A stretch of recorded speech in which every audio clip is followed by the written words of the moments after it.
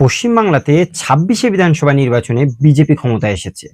আর আসার পরে বিভিন্ন জায়গাতে মারবো ধরবো এই হুমকি ছাড়া আমরা কিছুই খুঁজে পাইনি।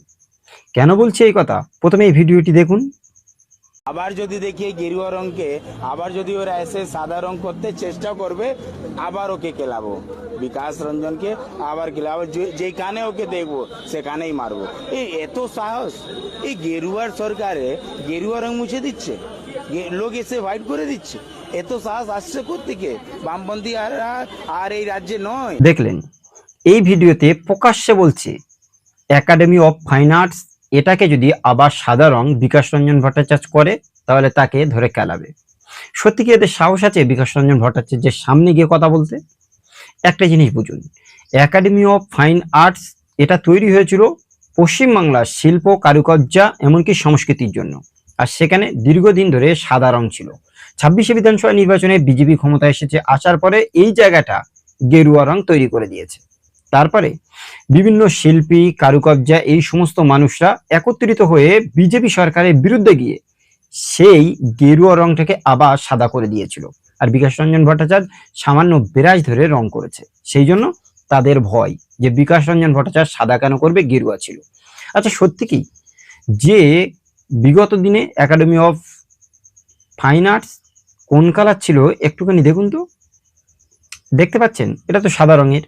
তাহলে বিকাশ রঞ্জন ভট্টাচার্য যদি তার রাজনৈতিক দল তার মতাদর্শ জোর করে চাপিয়ে দিতে চাইবে তাহলে লাল রং করতে পারতো, কারণ লাল সিপিএম এর রং। কিন্তু সে লাল রং করেনি, বিগত দিন যেটা ছিল সেটাই করে দিয়েছে, যেটা অরাজনৈতিক কোনো রাজনৈতিক দলের সঙ্গে যুক্ত ছিল না। অথচ বিজেপির নেতা লিডার বিভিন্ন ধরনের কথাবার্তা হুমকি ধুমকি বারংবার দিয়ে যাচ্ছে। একটা জিনিস পরিষ্কার বুঝতে হবে, ২৬শে বিধানসভা নির্বাচনে বিজেপি আসার পর যেভাবে বামফ্রন্ট রাজনৈতিক দলের একের পর এক নেতা লিডার ছাত্র সংগঠনকে হুমকি ধুমকি বিভিন্ন জায়গায় দিচ্ছে, কোনো জায়গায় মিটিং করতে গেলে সেখানে হুমকি, আবার কোনো জায়গায় যদি রক্তদান শিবির করতে যায় সেখানেও হুমকি। তাহলে বিজেপি তারা কি তাদের বাপের পৈতৃক সম্পত্তি পশ্চিমবাংলা মনে করে? মাত্র ৪৫% মানুষের ভোট পেয়েছে বিজেপি, কিন্তু বাকি ৫৫% মানুষ এখনো বিজেপির বিরুদ্ধে ভোট দিয়েছে। যদি তারা মনে করে যে পশ্চিমবাংলায় বাম, কংগ্রেস, আইএসএফ বা আদার্স রাজনৈতিক দল তারা রাজনৈতিক দল করতে পারবে না, তাদের বিরুদ্ধে বিভিন্ন ধরনের মন্তব্য করবে, হুমকি দেবে, এই ভেবে কতদিন চলবে পশ্চিমবাংলা? বিকাশ রঞ্জন ভট্টাচার্যকে মারবে ধরবে হুমকি বিভিন্ন দিতে পারে, কিন্তু কোনোদিন হিম্মত আছে তার সামনে গিয়ে কথা বলার? আসলে একটা জিনিস বুঝতে হবে, বিজেপি ক্ষমতায় আসার পর বিশেষ করে এই নিচতলায় কিছু সংখ্যক ইঁদুর মাদর এরা এত হারে উড়ে বেড়াচ্ছে, এরা সময় হলে বুঝতে পারবে যে কি হয়। বর্তমান সময় সোশ্যাল নেটওয়ার্কের যুগ, হুমকি ধুমকি দিয়ে কিছু করা যাবে না। পরিষ্কার ভাষায় যে প্রতিশ্রুতি দিয়েছেন সেই প্রতিশ্রুতি অনুযায়ী যদি কাজ করতে পারেন তাহলে ভেরি গুড, না হলে পশ্চিমবাংলার বাঙালি মানুষটা যেমন আপনাদেরকে ভালোবেসে ভোট দিয়ে ক্ষমতায় এনেছে আবার লাথি মেরে চেয়ার থেকে সরিয়ে দেবে। সেটা হয় বিগত দিন ১৫ বছরে তৃণমূল কংগ্রেসের সরকারকে আমরা দেখেছি। মমতা ব্যানার্জি থেকে শুরু করে অভিষেক ব্যানার্জি বিভিন্ন জায়গায় ঝান্ডা বাঁধতে দেয়নি, মিটিং মিছিল করতে দেয়নি, প্রচুর আক্রমণ করেছে। কিন্তু দিন শেষে আজকের সেই মমতা ব্যানার্জি অভিষেক ব্যানার্জি তাদের নট অ্যালাউ, কেউ চেনে না। কেউ মারছে, কেউ ডিম খাচ্ছে, কাউকে কোমরে দড়ি বেঁধে এলাকা ঘোরানো হচ্ছে, আবার কারোর গাড়িতে ইট পড়ছে, কাদা পড়ছে। সুতরাং সময়ে পরিবর্তন হয়, আর পরিবর্তন হওয়ার আগে হুমকি ধুমকি ভেবেচিন্তে দেওয়াই দরকার। কেন বলছি এই কথা? গত কয়েকদিন আগে দেখেছিলাম দিল্লিতে যন্ত্রমন্ত্রে ককরোচ জনতা পার্টি তারা আন্দোলন করেছিল, আর সেই আন্দোলনে বাঁকুড়ার ইন্দাস থেকে একজন গিয়েছিল, গিয়ে দীর্ঘদিন ধরে ভলেন্টিয়ারি করেছিল। আর আজকে যখন ককরোচ জনতা পার্টি পুরো ভারতবর্ষের বিভিন্ন জায়গাতে স্কুল ঠিক করো এই ক্যাম্পেইন চালাচ্ছে, সে তার গ্রামের স্কুলে গিয়েছিল। স্কুলে যাবার পর সেখানে সোশ্যাল নেটওয়ার্কে একটা পোস্ট করেছিল স্কুলটাকে মেরামত করার জন্য, কিন্তু তার এলাকার কিছু সংখ্যক বিজেপির নেতা লিডার তার বাড়িতে এসে চড়াও হয়, মারধর করে, এমনকি তার বাবাকে মারতে মারতে মেরেই ফেলে।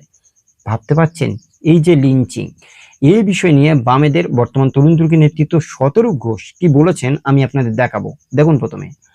আপনারা জানেন যে আব্দুল সবার আগে স্কুলে গিয়ে স্কুলের যিনি হেডমাস্টার কাশীনাথ দে, না ওনার নাম কাশীনাথ দে, তার কাছে গিয়ে বলেছিল যে আমরা দেশ জুড়ে সিজেপির ডাকে এরকমভাবে আমাদের এলাকার স্কুলগুলোর কি অবস্থা, সরকারি স্কুলের কি অবস্থা, তাই নিয়ে আমরা একটা সিটিজেন্স ভিজিলেন্স, আমরা একটা নাগরিকদের পক্ষ থেকে তা একটা দেখতে চাই, আমরা খালি স্কুলটা দেখতে চাই কি অবস্থায় স্কুলটা চলছে।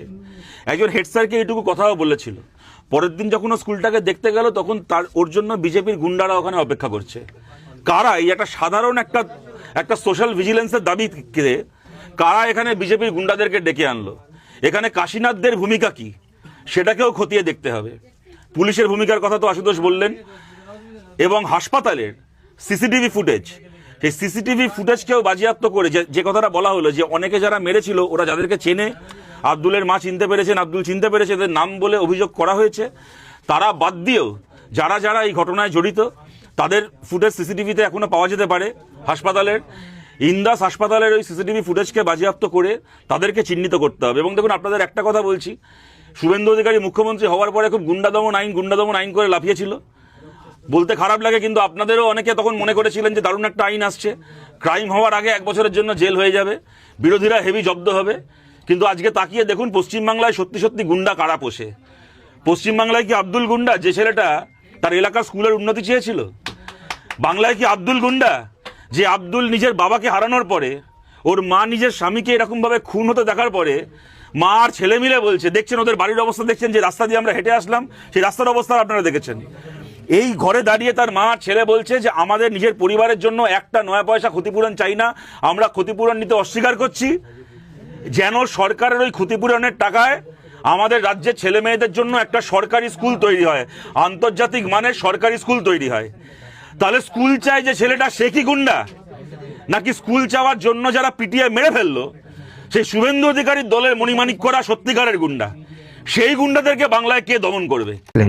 শুধু এই নয়, যখনই তাকে মারধর করা হয়েছে সেই বিষয় নিয়ে পুলিশ প্রশাসন বা বর্তমান সময় ককরোচ জনতা পার্টির যারা দায়িত্বে রয়েছে তারা সেই ইন্দাস বাঁকুড়াতে আসে তার বাড়িতে, তার সঙ্গে কথা বলে, এমনকি সেখান থেকে প্রকাশ্যে বলে দিয়েছে যে সমস্ত বিজেপির গুন্ডারা রয়েছে তারা যদি ইন ফিউচারে না শোধরায় তাদেরকে ককরোচ জনতা পার্টি শুধরে দেবে। যেভাবে বর্তমান বিজেপি সরকারের শিক্ষামন্ত্রী ধর্মেন্দ্র প্রধানকে ইস্তফা দিতে বাধ্য করেছে, সেই রকম যেন না হাল হতে চায়। সেই সঙ্গে সঙ্গে আমরা দেখেছিলাম ডিওএফআই এর বর্তমান দায়িত্বে থাকা রাজ্য সম্পাদক দেবাঞ্জন দে, সেও এই পরিবারের বাড়িতে গেছিল। কি বলেছেন তিনি দেখাবো আমি আপনাদের, দেখুন। প্রথমে পরিবারের সাথে এলেন, কথা বললেন, কি বুঝলেন বা কি দেখলেন?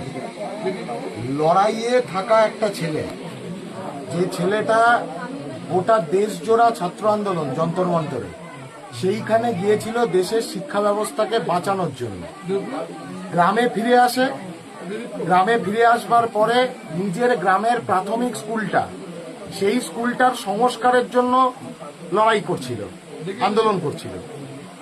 তাকে দেশদ্রোহী, তাকে পাকিস্তানি, তাকে বাংলাদেশি এই সমস্ত তকমা দিয়ে লিঞ্চিং এর শিকার হতে হলো। এটা লিঞ্চিং। বিজেপি পশ্চিমবাংলার কোনায় কোনায় এই লিঞ্চিং সংস্কৃতি, এই ঘৃণার সংস্কৃতি ছড়িয়ে যাচ্ছে। খুন করলো ছেলেটার বাবাকে, খুন করে দিল পিটিয়ে। ছেলেটা ক্ষত বিক্ষত, পরিবারের একাধিক সদস্য তারা আক্রান্ত, মা আক্রান্ত, তুমি সামনে এসো, মা আক্রান্ত। এটা স্পষ্ট বিজেপি গোটা পশ্চিমবাংলার মাটিতে এই খুন লিঞ্চিং এর রাজনীতি চালিয়ে যাচ্ছে, টার্গেট করে করে।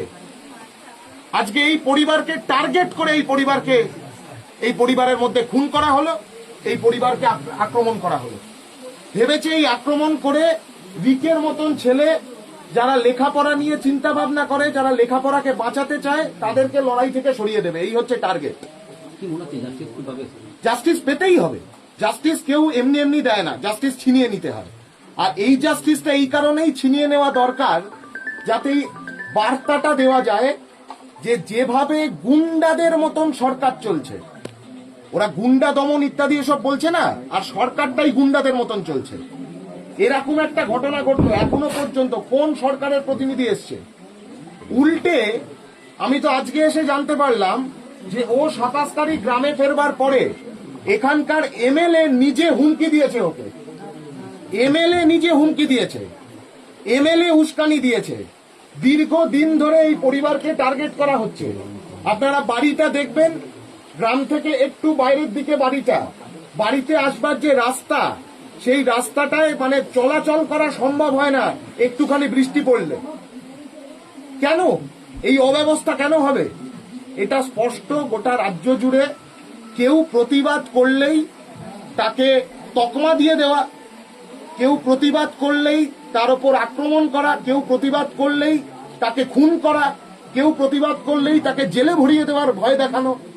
এইভাবে প্রতিবাদকে রোখা যায়নি, প্রতিবাদকে রোখা যাবে না। রিকের মতন ছেলেরা তারা গোটা রাজ্যের কোনায় কোনায় ছড়িয়ে পড়বে এই সরকারকে, এই শাসককে প্রশ্ন করবার জন্য, লেখাপড়াকে বাঁচানোর জন্য, স্কুলকে বাঁচানোর জন্য। বুঝলেন? এইবার একটা কথা ভাবুন, বিজেপি তারা যদি মনে করে মানুষকে ধমকে চমকে ভয় দেখিয়ে তারা সরকারে থাকবে, কোনো দিনের জন্য নয়। মানুষ ধমকানি চমকানি ভয় দেখানি কিছুক্ষণের জন্য হয়তো ভয় পায়, কিন্তু দিন শেষে তারা জানে যে মানুষ যদি না রুখে দাঁড়াতে পারে, সারা জীবন ধরে যেভাবে ইংরেজদের কাছে সাধারণ মানুষরা গোলামি করেছিল সেরকম হতে হবে। স্বাধীনতা সংগ্রামের সময় দেখেছিলাম প্রচুর মানুষ, স্বাধীনতা সংগ্রামী যারা ছিলেন তারা ইংরেজ সরকারের বিরুদ্ধে আন্দোলন করেছিল, সেই জন্য মৃত্যুকে পরোয়া না করে একের পর এক স্বাধীনতা সংগ্রামী নিজেদের জীবন উৎসর্গ করেছিল। সেই জন্য ভারতবর্ষ 1947 সালের 15 আগস্ট স্বাধীন হয়েছে। সুতরাং আজকের যারা সরকারে আসে একের পর এক সরকার, তারা যদি মনে করে যে সাধারণ মানুষদের দমন পীড়ন করে মারধর করে ভয় দেখিয়ে দীর্ঘদিন ধরে ক্ষমতায় থাকতে পারবে, কখনো তা সম্ভব নয়। কেন বলছি এই কথা? স্বাধীনতা সংগ্রামীরা যে আজাদি স্লোগান দিয়েছিল, সেই আজাদি স্লোগান নেতাজি সুভাষচন্দ্র বসু সম্পর্কে বিজেপির একের পর এক নেতা বিভিন্ন ধরনের মন্তব্য করে যাচ্ছেন।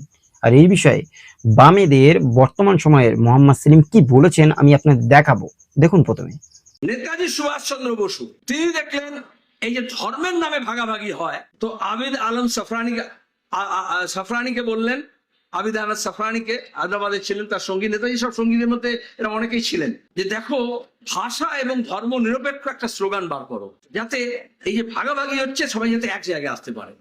অনেকের স্লোগানে আপত্তি ছিল। ইনকলাব জিন্দাবাদ হযরত মানি দিয়েছিলেন কংগ্রেস অধিবেশনে প্রথম, কংগ্রেস গ্রহণ করলো না। ভগৎ সিং এবং বটুকেশ্বর দত্ত যখন ন্যাশনাল অ্যাসেম্বলিতে গেলেন, কালা সরকারকে কানে আওয়াজ দিলেন, তখন তারা ইনকলাব জিন্দাবাদ স্লোগানটা দিলেন এবং সেটা পপুলার হলো। তো আন্দোলন সংগ্রামের মধ্য থেকে স্লোগান ওঠে। সেখানে আজকে এটা বুঝে নিতে হবে কেন নেতাজির বিরুদ্ধে তারা। তাহলে জয় হিন্দ স্লোগান বেরোলো, অমিত হাসান বললেন অনেক ভেবে চিনতে, কদিন পরে বললেন জয় হিন্দ। তাহলে তামিল, তেলেগু, গুজরাটি, অসমিয়া, বাঙালি এই সবাই দুটো শব্দ, এবং স্লোগান এইভাবে হয় ছোট্ট, এবং সবাই এটা বলতে আরম্ভ করলো। তারপরে তিনি আজাদ হিন্দ ফৌজ তৈরি করলেন। মহা মুশকিল, আজাদি বললে যদি জেলে যেতে হয়, ইংরেজও বলেছিল, সাভারকার বলেছিলেন আজাদ শব্দ ব্যবহার করবো না, তাহলে নেতাজি সুভাষ বোস কেন আজাদ হিন্দ ফৌজ বললেন? তারপরে বললেন হিন্দ বললেন কেন? লিখলেন ফৌজ কেন বললেন? তিনি তো ভারতীয় স্বতন্ত্র সেনা বলতে পারতেন। এখন যেমন হিন্দু সেনা আছে, নানা রকম তো আছে। আদম সেনা করেছিল বাবরি মসজিদ সময়, ওই শাহ ইমাম, আগে শাহ ইমাম দিল্লিতে, তো সব করেননি, কারণ সবাইকে মিলিয়েছিলেন। তবেই আজাদ হিন্দ ফৌজের যখন বিচার হচ্ছিল, বিচারের নামে প্রহসন হচ্ছিল লাল কেলায়, তখন স্লোগান ছিল কলকাতা রাজপথে, লাল কিলে সে আই আওয়াজ, সাইকেল ঝিনলো শাহনওয়াজ। দেখলেন, আমি মোহাম্মদ সেলিমের সঙ্গে 100% একমত। ঠিকই তো, যে দেশে সমস্ত ধর্মের মানুষ একত্রিতভাবে বসবাস করে, সেই দেশে কেবলমাত্র একটা ধর্মীয় গোষ্ঠীর ভেতর থেকে কোনো স্লোগান এনে অন্য ধর্মীয় মানুষদের উপরে জোর করে চাপিয়ে দেওয়া কখনো ঠিক নয়। স্বাধীনতা সংগ্রামে নেতাজি সুভাষচন্দ্র বসু সে সেটাই করেছিল, যেখানে বিভিন্ন ধর্মের মানুষ রয়েছে, বিভিন্ন ভাষার মানুষ রয়েছে। সুতরাং সমস্ত ভাষার মানুষ, সমস্ত ধর্মের মানুষ কোন স্লোগানটা একত্রিত করে নিতে পারে, সেরকম স্লোগান ছিল আজাদ হিন্দ ফৌজের স্লোগান। জয় হিন্দ থেকে শুরু করে নিয়ে ইনকিলাব জিন্দাবাদ সমস্ত স্লোগানে আমরা দেখেছিলাম স্বাধীনতা সংগ্রামের সময় এইগুলোকেই সর্বপ্রথম হেডলাইন করা হয়েছিল। আর আজকের বিজেপির কিছু সংখ্যক নেতা লিডার তারা নেতাজি সুভাষচন্দ্র বোস সম্পর্কে বিভিন্ন ধরনের মন্তব্য করছে। শ্যামাপ্রসাদ মুখার্জি থেকে শুরু করে সাভারকার, গোলওয়ালকার থেকে শুরু করে নিয়ে নথুরাম গডসে, এদেরকে পশ্চিমবাংলার জনক হিসেবে তুলে ধরতে চাইছে। সত্যি কি ছোট ছোট বাচ্চারা তারা জানে না ইতিহাস সম্পর্কে? না, বিগত দিন যে ইতিহাস তারা পড়েছে সেই ইতিহাসটাকে ভুলিয়ে দিয়ে বিজেপি নতুন করে আবার ইতিহাস তাদের উপরে জোর করে চাপিয়ে দেওয়ার চেষ্টা করছে। সাধারণ মানুষ যারা, তারা কি জানে না যে কারা দেশের জন্য জীবন দিয়েছিল? নেতাজি সুভাষচন্দ্র বসু, মহাত্মা গান্ধী, সেই সাথে আবুল কালাম আজাদ, ক্ষুদিরাম বসু, আশফাক উল্লাহ, মাওলানা শওকত আলী, মাওলানা মোহাম্মদ আলী, হাফেজ তিতুমির, এই সমস্ত মানুষদের অবদান ভারতবর্ষের কাছে কি কখনোর জন্য ভোলানো যায়? সুতরাং আজকের বিজেপি সরকার তারা যদি মনে করে যে হিন্দু মুসলমানের রাজনীতি করে বারংবার একে হুমকি ওকে থুমকি দিয়ে যে রাজনৈতিক দলটা মাথাচাড়া দিচ্ছে, বিশেষ করে এই মুহূর্তে বিজেপি সরকারের বিরুদ্ধে বামেরা, তৃণমূল কংগ্রেসের রাজনৈতিক দল তারা বিজেপির সঙ্গে মিশে গেছে, সুতরাং বিরোধী দল নেই। আর এই মুহূর্তে বামেরা যদি বিজেপির সঙ্গে লড়াই করতে আসে, তাদেরকে হুমকি ধুমকি দিয়ে বারংবার এখানে মিটিং করতে দেবো না, ওখানে মিছিল করতে দেবো না, এই করে কি সত্যি সত্যি পশ্চিমবাংলার রাজনীতিতে বিজেপি টিকে থাকতে পারবে? কি মনে হয় এই বিষয় নিয়ে অবশ্যই আপনারা আপনাদের মূল্যবান মতামত কমেন্টে জানান। আজকের এই ভিডিওটি এই পর্যন্তই, দেখাবো অন্য কোনো দিন অন্য কোনো টপিকে। সকলে ভালো থাকুন, সুস্থ থাকুন। Thank you.